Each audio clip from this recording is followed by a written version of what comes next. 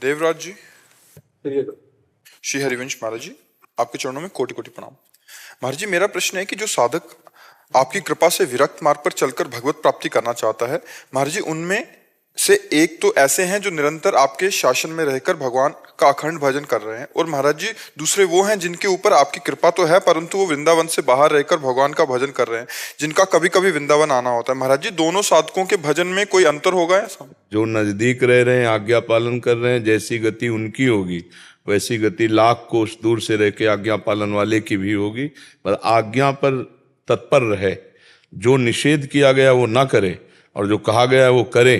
तो कहो सो कहाँ, जहाँ प्रभु नहीं, तो जहाँ प्रभु है वहीं गुरु है, वहीं सब महात्माओं की कृपा है। बस हम उसको आज्ञा को पालन करने में अपने जीवनी शक्ति को लगा दें।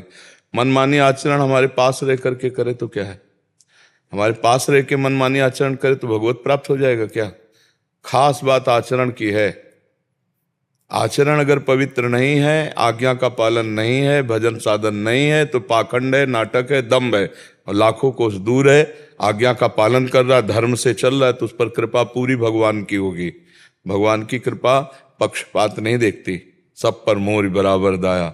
उसे पान कर ले तो कर ले, नहीं बह गई तो वही पान करता है। आज्ञा शब्द सुसाहिब सेवा, जो आज्ञा का पालन करता है वही भगवत कृपा पात्र बन जाता है, वही आनंद को प्राप्त होता है। यहाँ नजदीकी दूरी तो सांसारिक बात है बच्चा, सब हमारे समीप थोड़ी रहते हैं। जो समीप भी रहते हैं तो सब समय थोड़ी रहते हैं। एक समय है, सेवा का खान पान की व्यवस्था कर दी, दवा औषधि की व्यवस्था कर दी, इसके बाद बाहर इतना ही समय हमारा सुबह से 2 बजे से वहां से जो रोड में उतरे और 9:30 बजे तक, बस इतना समय है। इसके बाद खत्म। फिर ये लोग भी हमसे बात नहीं करेंगे, फिर कल बात करेंगे हमसे। हमारी एक दिनचर्या, हमारा एक समय, तो नहीं हुए ना साथ। साथ तो तब माना जाएगा जब हर समय हमारे साथ रहो। तो हमारे हर समय साथ कैसे रह सकते हो? हमारी आज्ञा का पालन करने पर। तो आप देखोगे आपके खोपड़ी में ही वो बैठे रहेंगे जिनका साथ आप करना चाहते हैं। हर समय आपके बाबा ने बोला है, बाबा ने कहा नहीं करना है ना बाबा, साथ वो दिमाग में चल रहा है, वो जीत जाएगा माया पे। महाराज हम विरक्त मार्ग पे चल के भगवत प्राप्ति करने की बहुत अंदर में प्रबल इच्छा है हमारे। हाँ, इच्छा तो है लेकिन है बहुत कठिन बच्चा। हम इसमें बस एक बात का नियम ले ले कि जिंदगी में किसी माता बहन या पुरुष की तरफ हम काम भाव से नहीं देखेंगे।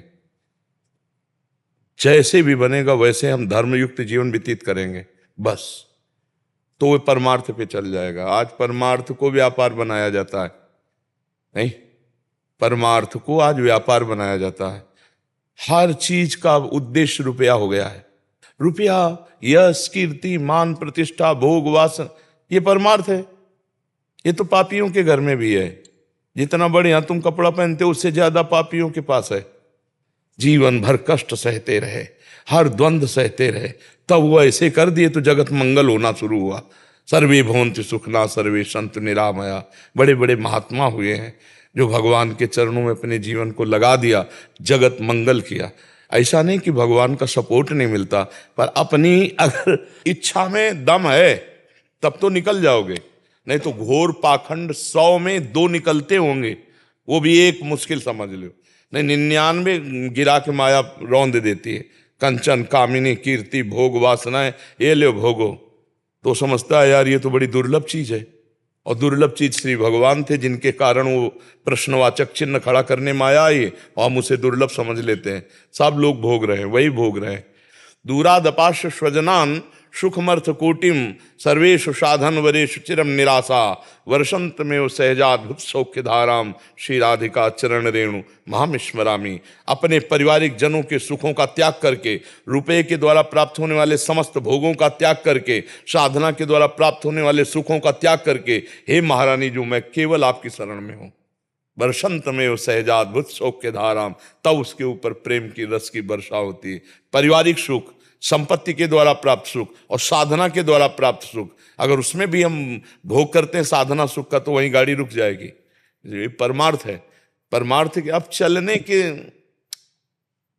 परमार्थ बहुत कम जगह रह गया बच्चा, बहुत कम जगह। परमार्थ का पर्दा दिखा करके और पीछे अपनी वासनाओं की पूर्ति है। इसलिए नहीं तो परमार्थ में वो दम है, सत्तरति सत्तरति सा लोकांतरयति, वो स्वयं तर जाए, लाखों करोड़ों अरबों को तार दे भगवान के भक्त में। मम भक्ति युक्तो भुवनम पुनाथ। आज प्रवचन सीखे जा रहे हैं केवल इस बात के लिए, जगत मंगल के लिए नहीं कि हम भगवान का यश गान करके भगवान की भक्ति से स्वयं पूर्ण होंगे और सबको पूर्ण, ऐसा नहीं, अर्थ के लिए सीखे जा रहे हैं। ये परमार्थ का स्वरूप नहीं है। ऐसे ही भेष धारण करके और अपनी वासनाओं की पूर्ति के दूसरे खेल होने लगते हैं। भगवान की प्राप्ति का जो मार्ग है, जो शुद्ध भगवान की प्राप्ति का मार्ग है, वो पैसे से नहीं होता, इतनी बात समझ लो।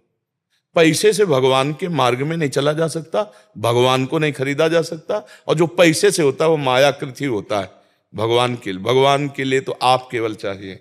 भगवान ने पूरी गीता जी में पैसा देने की बात कहीं कही हो तो बताओ। जहां बात कहते हैं, बोले मय्येव मन आधत्स्व मयि बुद्धिम निवेशय मय्येव अत ऊर्ध्वम न संशया। मेरे में मन लगा दे, एक पैसा की जरूरत नहीं, मेरे में बुद्धि को समर्पित कर दे। मन मना भव मद भक्तो माद्यादि माम नमस्कुरु। अभी परमानंद की बाढ़ आ जाए, जो सब कामनाओं का त्याग कर एक लक्ष्य भगवान का रख ले, बस विरक्त बनने की ना सोचे। अगर सोचे तो ये सोच ले कि जिंदगी में भी हम हर कष्ट सहेंगे, पर कभी गलत आचरण अपने परमार्थ के विरुद्ध नहीं करेंगे।